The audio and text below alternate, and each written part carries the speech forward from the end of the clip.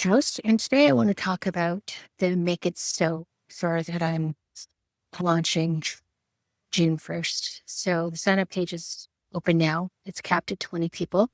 And I'm looking for people, smart people who understand how to implement. They're interested in futurism. They understand how it's a leadership capacity and it's essential for being able to manage in a world where ambiguity is normal, change is constant, and the convergences of multiple different aspects of life and work are really what are going to be designing the future of work, right? So the practice that I have is everyday futurism. It's designed in conjunction with an assumption ground audit. So what decisions are you making based on what you believe to be true, the assumptions that you make, the values you hold, your experiences that you've had? All of these are personal and they're woven into your daily life and how you move through your personal life, but also how you work. You can't really just divide it up. So how do you adapt for the future? And especially when future you is really a stranger, but a stranger who knows your past and who understands how you make decisions. And so it's an experiment. It's 8 weeks. It's designed to be mostly asynchronous, 3 different levels of access. There's a completely async access, which is cheaper. Then there's one that actually has regular office hours. And then there's a one-to-one personal coaching version as well that also gets you access as a Substack founder member. And that's where I'm going to be publishing trend reports, convergence reports. I haven't figured out the wording for it. And that's really what we're going to look at. And how this is different is, again, it's designed to create belonging and recognition for you as an individual, belonging in the fact that you're part of a cohort, a group of people who are interested in learning how their individual thinking practices, their noticing practices, their views on the possibilities for the future can really be woven into the daily decisions that they make. And it's not all about prediction and flying cars, futurism. It's about the integrated ways of thinking and making decisions in your daily life that accumulate and then become the foundation and the groundwork for the future work, right? It's not a big, messy practice. It's not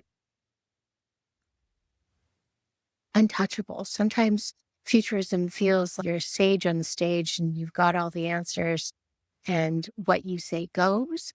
That's not the version of futurism that I really appreciate. It's how do we make it approachable? How do we make it tangible? How do we make it feel like it's something that you can integrate into your regular way of being?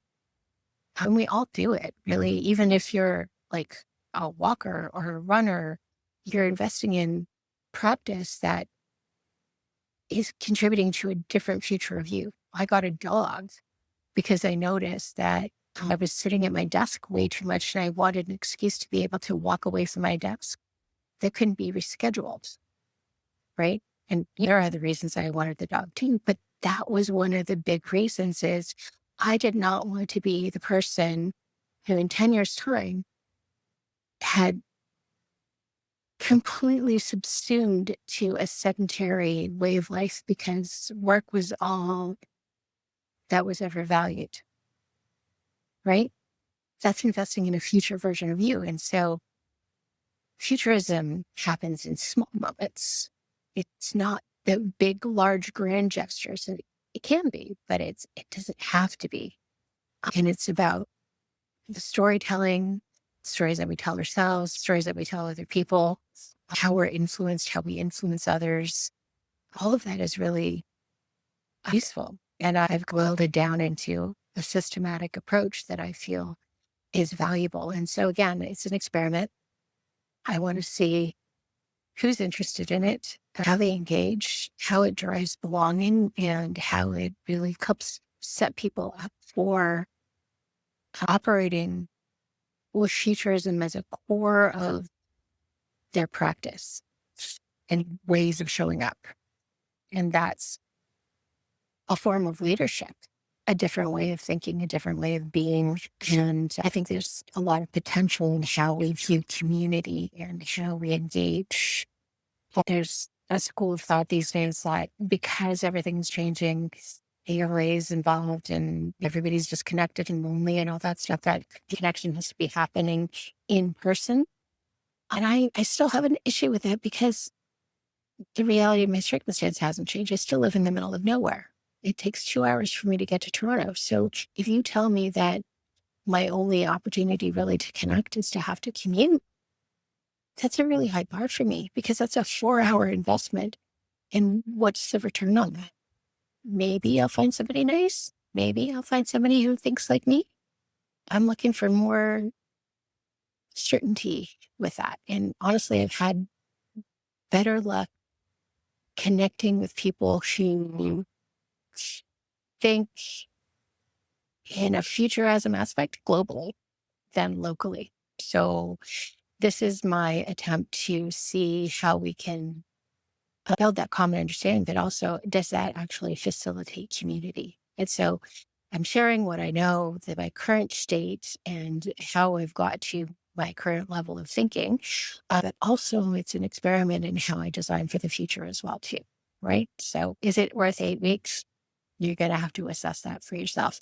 As I said, I've tried to design it with intention, with a lot of flexibility, especially over the summer.